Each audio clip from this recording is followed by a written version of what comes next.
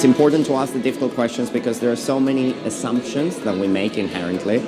And it's those assumptions that either sort of stall our progress or they move our progress forward. We need to actually feel comfortable both asking the difficult questions, but more importantly, taking action on the difficult actions that come out of the answers from those questions. It's about this sort of environment of what we think is correct and politically correct and what we think is not politically correct. And many times we tend to filter ourselves. And fundamentally, we do it even within our own communities. The LGBT people filter themselves or they mold themselves in a way so they can fit in.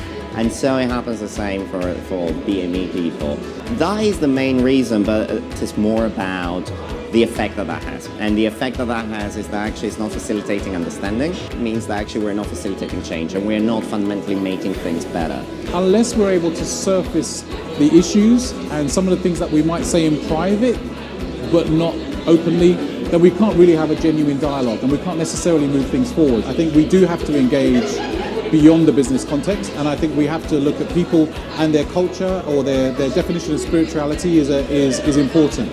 And we need to engage in the leaders of those communities to say that actually being an ally to LGBT issues or the broader diversity debate does not necessarily mean that you subscribe to everything, but that you recognize that there's a fundamental issue about rights and about equality and about treating people as human beings. I think that's the debate that we need to have that extends beyond the workplace.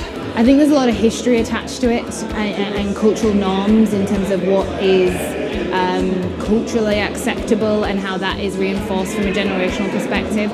One solution to close the gap between the LGBT and the BAME community, people need to be educated, people need to be open to listening, and people need to be brave enough to speak.